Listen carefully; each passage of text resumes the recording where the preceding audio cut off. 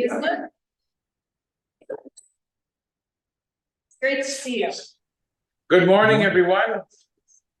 We also want to extend a welcome to Bishop Jim Hazelwood. Jim, if you could just say hi. Hello, how are you? Good morning, Houston. Where are you tuning in from, Bishop? From my home in Rhode Island. So this one of the smallest states to the biggest state, or one of the biggest states. Bishop Jim here will be leading us on a discussion on spiritual practices. Bishop Jim has a couple of things to say. We have a nice little video for you all, and there's plenty of time for Q&A to ask a little bit more about the work of Bishop Jim Hazelwood and spiritual practices, and then any questions that you would have about what is a spiritual practice. And so, without further ado, I will turn it over to Bishop Jim. Jim. Wonderful. Thank you so much. Good to be with you all. I decided to dress casually rather than putting on a collar. It was a Sunday off, so I took a Sunday off from wearing a collar. I want to begin this morning with a brief prayer from this little book that you may have seen or heard. Luther's Small Catechism. It's his morning blessing. So let us pray. Gracious God, I give thanks to you through Jesus Christ, your dear Son, that you have protected me through the night from all harm and danger. I ask that you would also protect us today from sin and all evil, so that our lives and actions may please you. Into your hands I commend myself, my body, my soul, and all that is mine. Let your holy angel be with me, so that the wicked foe may have no power over me. Amen. And I want to just highlight that phrase that Luther writes, into your hands I commend myself, my body, my soul, and all that is mine, because that's part of what I've described in terms of what everyday spirituality is, which is, it's in this book, and which you may or may not know. There's also, I happen to have a Spanish language version of it as well, but I will be doing this in English today. So like a lot of people, both in the church and outside of the church, there is a real hunger for a spiritual life. Now, typically, at least in the church, we practice that through maybe devotional books, or scripture reading, or even prayers like what I just read. But I think that there is, in addition to those ways, which we've known from research, that those kinds of disciplined devotional booklets and practices are really helpful for about 10% of the population. A whole bunch of research on this, I won't go into that. So I decided to write a book for the other 90%. And basically, the premise of everyday spirituality is that there is not a division between the sacred over here and the secular over here, if you will. That divide, that dualism, is a false dichotomy. Now, we got that dualism from the Greeks, and it was then reinforced in the development of Western philosophy and civilization. But prior to that, Hebrew people, they had a much more integrated way of understanding. Now, I happen to think that also that integrated approach to spirituality is very much a part of Christianity, and particularly for Lutherans. So the book Everyday Spirituality, and the whole philosophy is to say there are things we do every day that are in fact expressions of a spiritual life. We breathe, we walk, we laugh.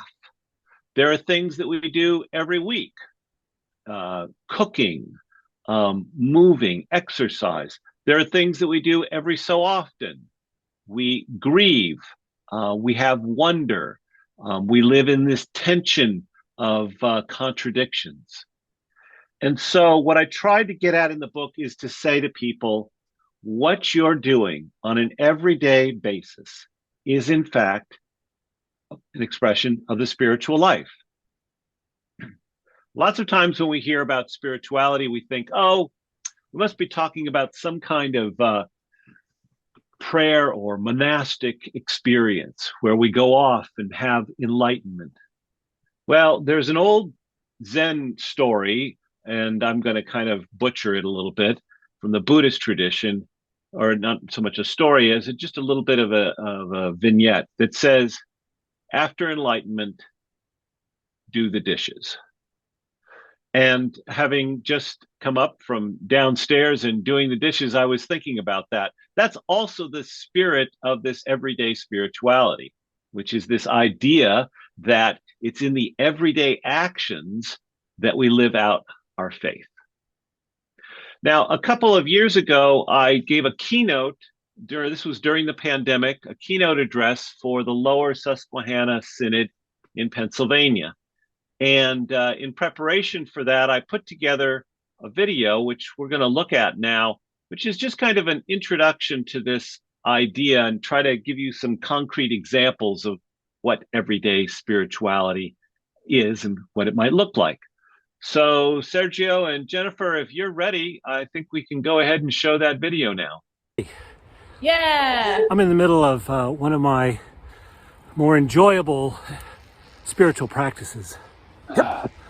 I'm at the end of about 24 miles on a bike, going down a little quiet path. Gonna put my bike back at home. Listen, let's check out some other ways in which you can express your spirituality every day. It's not just reserved for church, although it's there. It's not just in the sacraments, although it's there. It's everywhere. Let's find out how. Check it out.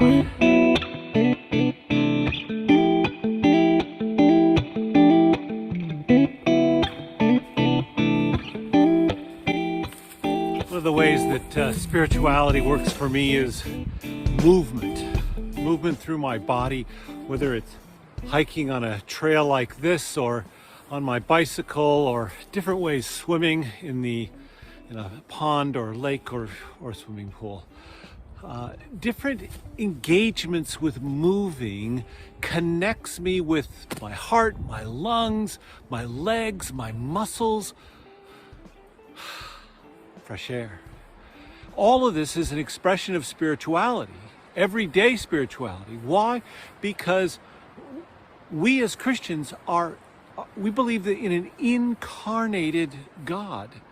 In other words, while we acknowledge that God is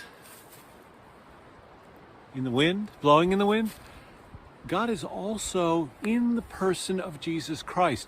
And we are now, as St. Teresa of Avila said, to butcher her quote, we're the hands and feet of Jesus.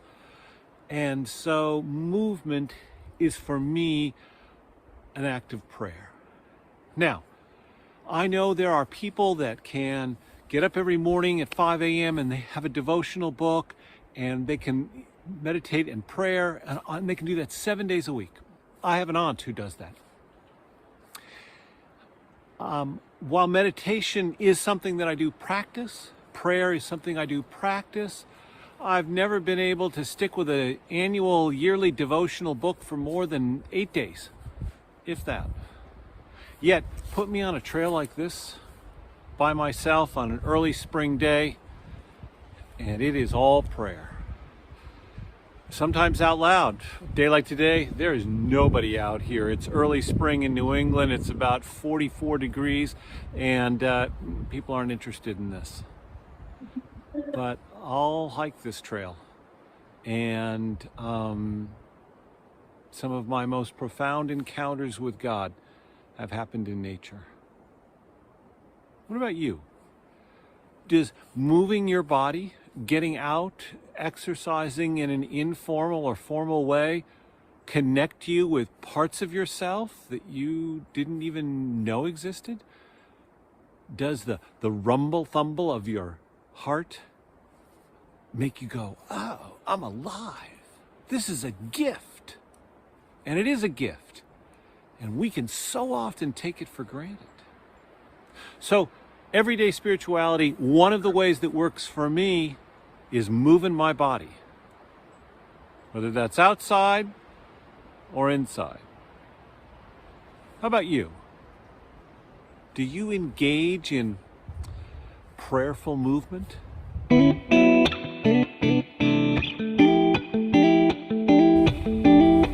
It's time to go into the Holy of Holies.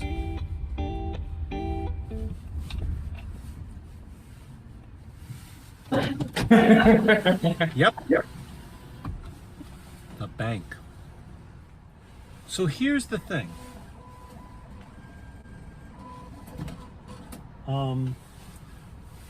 Please take your cash. Return card, please. I'd like my card back. Thank you. Don't need a receipt. I am engaging in spirituality. Not so much with the withdrawal, although I suppose a little bit, but more, what am I going to do with this? Of all the things that Jesus talked about, he talked about this stuff more than anything else. Yep, you look it up. I'm not wrong. I've done the research. Everyday spirituality is how we use this. What are we going to do with this? Oh, look, there's a friend of mine in the car over there. She's getting some money too. This is a real coincidence. She's looking at me like there's something wrong with me because she thinks I'm talking to myself and holding up money. It's pretty, yeah. Hi, how are you doing? I know. I'm making a movie. Anyway, let's go get spiritual, do some stuff with this. Is there anything more spiritual than turning this into that? Bread, wine, the daily necessities and gifts of God. Yes! So here's the deal. They don't really want me filming in here, but I'm gonna get some of those.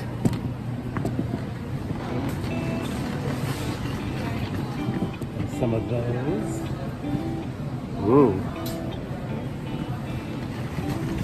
And some of these. And I'm gonna go over here.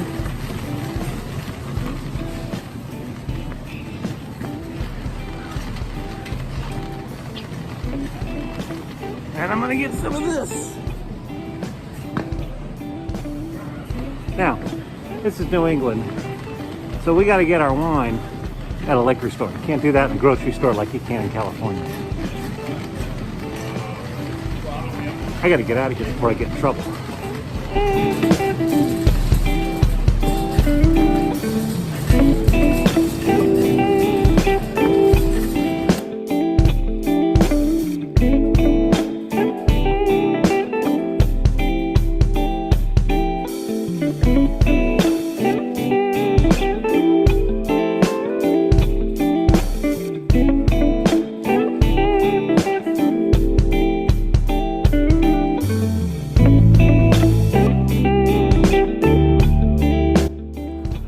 So when COVID hit, I did what a lot of other people did.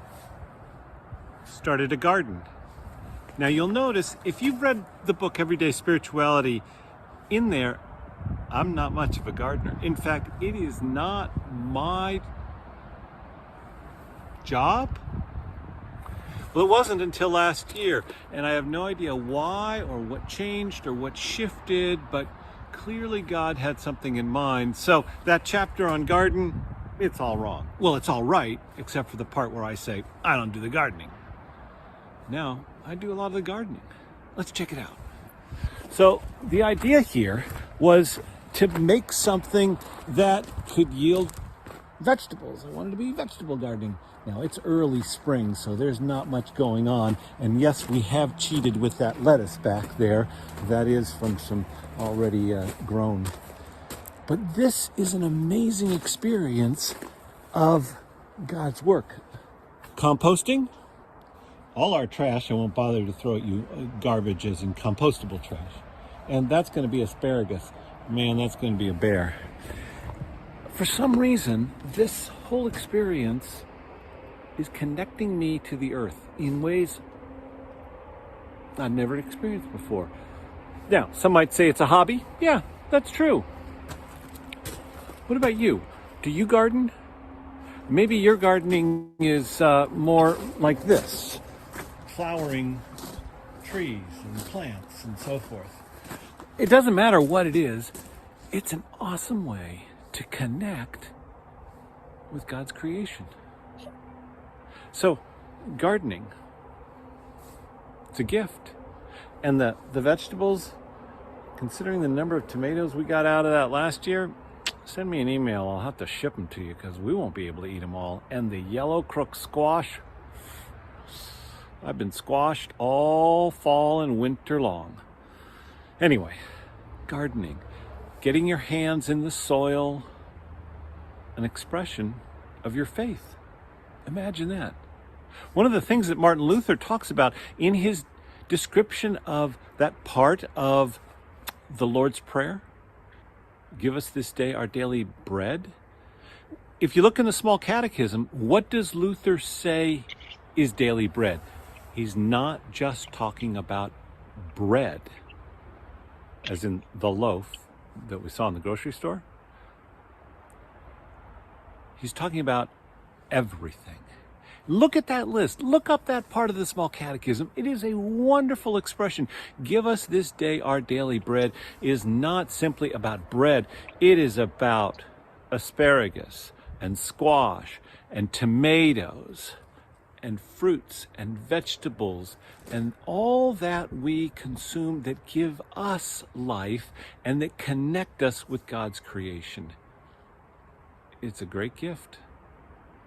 And it's an expression of your faith.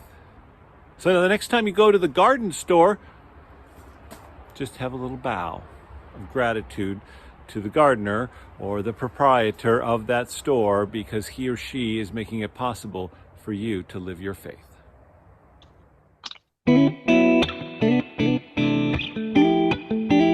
All of the stories that people wrote to me when I wrote the book, Everyday Spirituality, by far the most common descriptions of encounters with God, with the holy, with the sacred, with that which is mysterious and beyond yet present, were stories about death.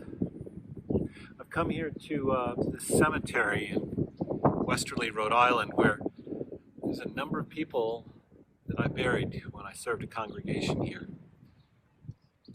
One of them was months old. You know, you may think I'm a little odd, but I sometimes come to this cemetery, or others, but mostly it's this one, because I need to be re-reminded of time. I need to be re-reminded of the limitations, and I need to be re-reminded that death affects us in how we live now and is not the final word. There are other people that come to this cemetery. They come for different reasons. Some people come to just, well, it's a place to walk. Sometimes I'll see somebody drive by like that relatively young couple, and I wonder, were they here for just a nice walk? Or were they visiting the grave of somebody that they miss? Everyday spirituality is reinforced by our encounter with the finite.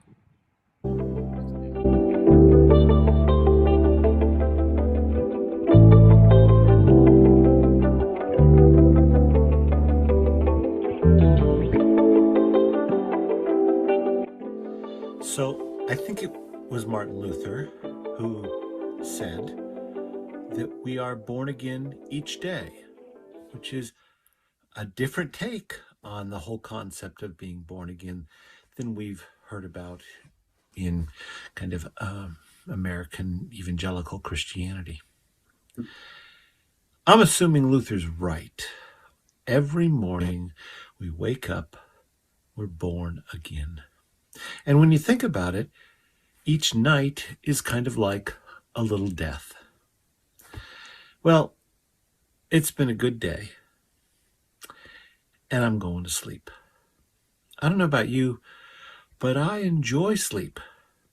Now, sometimes I don't always get the best night's sleep. I tend to sometimes wake up at like 3 in the morning, and then my mind gets going. Do you have that? And you can't go back to sleep? But when I have a good night's sleep, it's so rich and so wonderful. It has to be a gift from God. That's the way I look at it. The other thing that happens at night is we dream. And dreams are, in many ways, think of them as unopened letters from God. Yep, unopened, because for the most part, many of us we have a dream, or we say we don't remember, or we don't pay any attention. I don't know about you, but I got a journal right here next to my bed, and I write down my dreams. And I talk about them with my spiritual director. And I also have a dream group that I'm a part of, and we share our dreams. It's a great way to explore and kind of work that concept that maybe this is a letter from God. You look back in the Old and the New Testament, and there are a lot of people pay a lot of attention to their dreams. When you're sleeping, you are engaged in everyday spirituality. So I'm about to go pray. Night.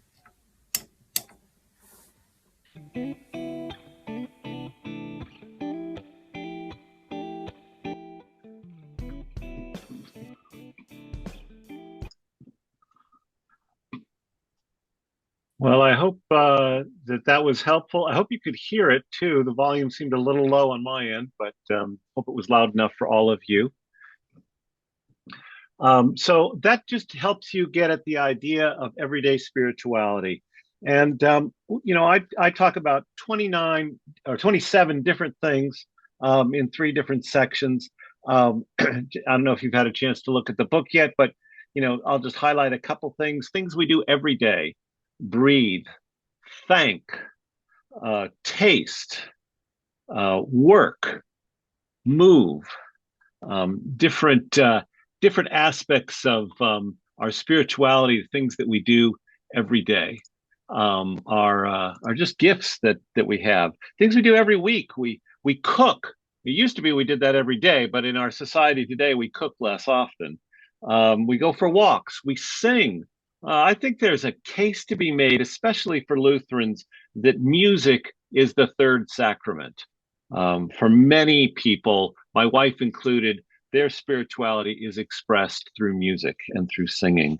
And then the last section is things that we do every so often. That's where I include the garden chapter, and different things that we experience challenges in life. We have disagreements. We get lost. Getting lost is sometimes when you're either in the woods or on a drive, as a way of refinding yourself, if you will. Grieving and then wonder is also the last section that we talk about. And so the idea here is to look at our lives, to pay attention to the things we do on a daily and regular basis, and see them as expressions of spirituality. One of the gifts that this book has brought to a number of different people, as I've talked about it in congregations, in particular, is the chapter on cooking. And I'll just close with this story, and then we can open it up for a conversation. I presented about the book, and I was talking about cooking and this story of Abigail in the Old Testament, where she essentially prevents a bunch of people from going to war with one another, or a battle is probably a better word for it, by preparing this glorious and wonderful meal. And I talked about, as I was in this congregation, just this idea that cooking and hospitality and bringing people together is a ministry, is an expression of spirituality. And after I did this conversation, this man came up to me. He was about my age, 60s. He had just recently retired. He had been a chemist for Pfizer, the pharmaceutical company up here in Connecticut. And he said, I wasn't going to come today because I'm not really into all this spiritual stuff, even though he's a member of the congregation. But he said talking about cooking was just exactly what I needed to hear, because since I've retired, I've taken up cooking. And I love it. I enjoy it. I enjoy grocery shopping. I enjoy investigating new recipes and cooking for his wife in this particular case, and for having people over. He said, I never thought that that was a form of spirituality. And so if I freed up Andrew, that's who the person was, to see that a part of his life that gave him joy and meaning and purpose could be a form of spirituality, that was just a great moment in how this book has and these ideas have flowed out for people. So that's basically the idea, is rather than separating out, here's spirituality over here on this side, and here's the rest of our life. And well, we go to church on Sunday, and that's where we meet God. And you know, we got to go to work and spend money, and we go to sleep, and all of these things that we do during the they don't meet. No, I'm saying let's bring them together, and let's see the things that we do on a regular basis, on a daily basis, is in fact an expression of the holy in our lives. So that's everyday spirituality. I would love to hear what you think. Questions, comments, stories that you have would be great. So open it up to the group now. Thank you, Bishop. Real quick question. So I'd like to how do you define spirituality? You mentioned meeting God or encountering the holy in our lives. Maybe just a brief, succinct description of your definition of spirituality. For me, a very brief definition of spirituality is that which gives me a sense that I'm connected to something larger than myself. And then I would define larger than myself would be God. But I use that definition. So anything that takes me out of my self-centeredness, which I can be as self-centered as anybody, and takes me out into the expanse, something that is larger than myself. And that is my connection to God. That would be my brief definition of spirituality. Others? Carolyn, please. For these, some of the things you've mentioned, it seems like our attitude at the time would make them spiritual or not. Something like grocery shopping, sometimes we're frustrated or in a hurry, but if we don't, isn't it partly dependent on how we, are sensing this as a connection with God and not just doing it? Absolutely. I'm glad you brought that up. That's a really good point. There is an intentionality around this. So to go with the grocery shopping, yeah, there are times when I go grocery shopping and it's a pain in the neck. It's like something I got to do. I'm running late. I've got, activities, other things that I've got to get to. So I don't have that sense of it. But that doesn't necessarily make it not spiritual. It still is. It's kind of reframing my intentionality around it. So that's a really good point. It does have to do with our attitude, our intentionality, our predisposition towards these things. Thank you for bringing that up. Beverly and then Richard. But remember, Bishop, you probably remember who said we usually think we're humans trying to be spiritual, but someone said we are spiritual beings trying to be human. And I think that's kind of what you're saying, is that we are first and foremost these spiritual beings, and then, as Beverly said, then we're approaching all of life. Yeah, I think I've heard that quote too. We're spiritual beings in bodies. I think that there was a song, I'm dating myself, back in the 80s by The Police or by Sting, where he sang, "We are spirits in the material world," or something to that effect, which kind of goes to that idea. Yeah, it's basically, let's integrate these things. We've tended to split them up. We've tended to say, human being, body, daily life, spirituality, and I'm saying let's bring these together, but I wanted to bring them together in very concrete ways. So, that's the spending of money, that's laughing with people. I think laughter is one of the greatest gifts of a spiritual life.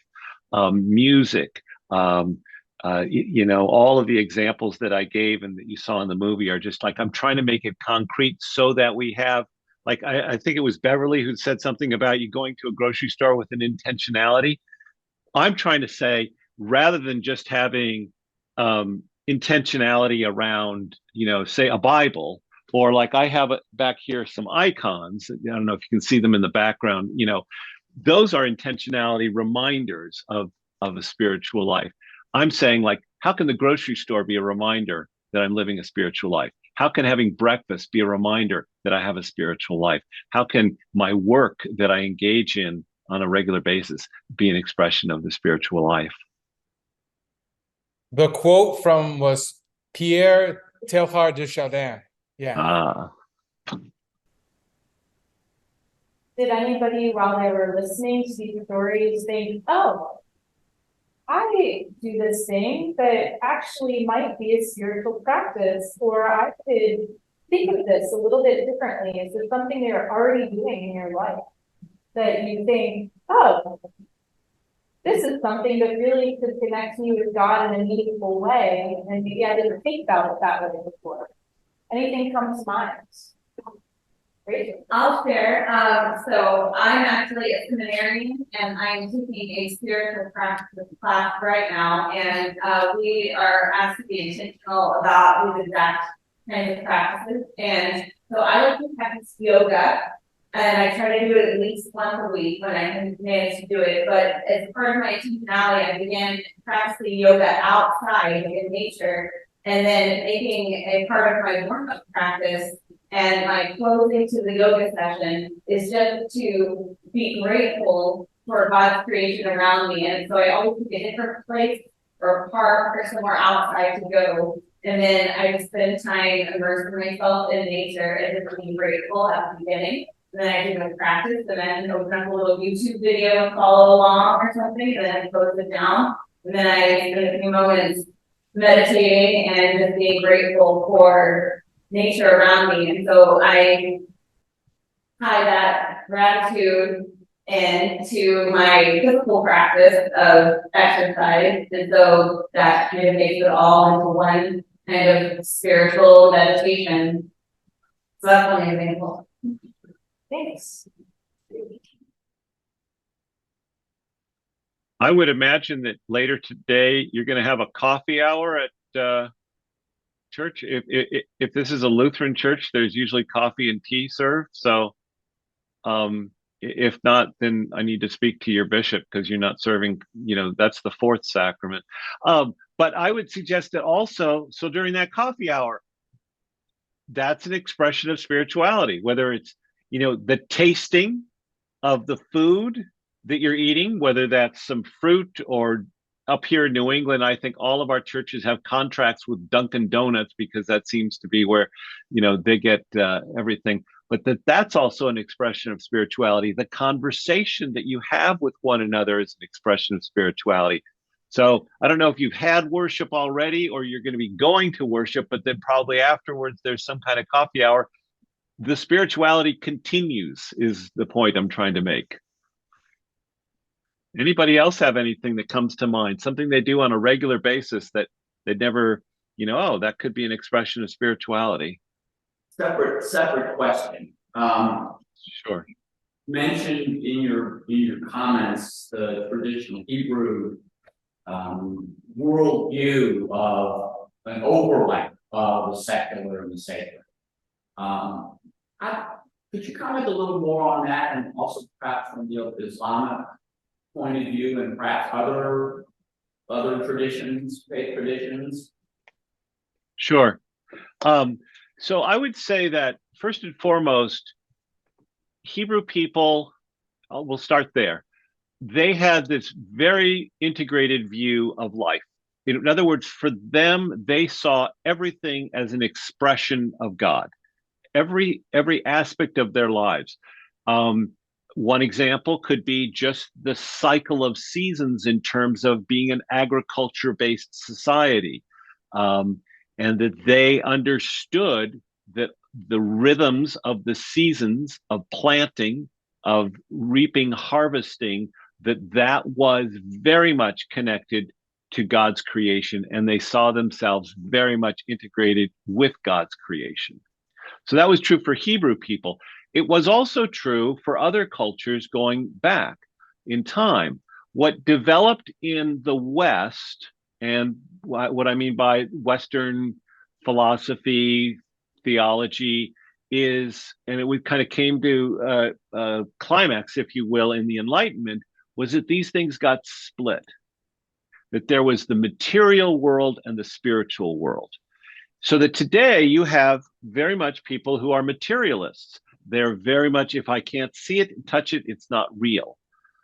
Now, that is starting to shift a little bit as science, particularly physics, is discovering that even though, like, if you're sitting on that solid chair, it's not as solid as you think it is. It's actually a collection of atoms that are vibrating, humming with energy. And people are now starting to see that, well, maybe we separated things out and we need to bring them back together. Earlier cultures, sacred, holy, God, the divine, was just integrated into all aspects of their life. We went through a time period, it largely starts with Greek philosophy, but then gets continued on in European philosophical traditions up to the Enlightenment, where we split that out. Now, in the East, it's less so, or used to be less so, because this kind of Enlightenment thinking of a dualism is penetrating into much of what we, China, Japanese, Korean thought, and so forth. But Eastern philosophies, they tended to hold the two together much longer, largely because of the way in which their religions, their mythology, and also just the nature of their philosophical approach to life. They kind of held that integrated view for much longer, although that's, as I said, shifting. Now, I want to be clear, I'm not saying that dualism is all bad, because that the West gave us some great things that we really like antibiotics, indoor plumbing, and various things that we're really grateful for in terms of our society. But I think that we're coming back to a place where we need to say, okay, how is God integrated into all of this? I don't know if that helps. It's just like a really quick overview in your response. But generally, the short answer is earlier people did have a much more integrated approach. And then we got away with it with the development of various forms of technology and science.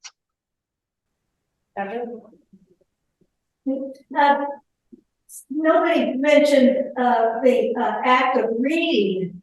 Right now, I am totally immersed in the audio version of Tolkien's Lord of the Rings, which I've read 3 or 4 times before. But this is the book that Jesus and God and Allah and Buddha would all approve of, even though it's not a religious book. It is absolutely spiritually gorgeous.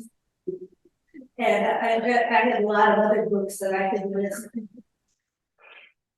Well, I know people that have gone to New Zealand to visit where the films were made, and they would agree with you 100% that, in fact, maybe when Jesus comes back, it'll be in New Zealand with the Lord of the Rings. But yeah, it's definitely got some great elements to it that touch on a lot of these themes. Thanks.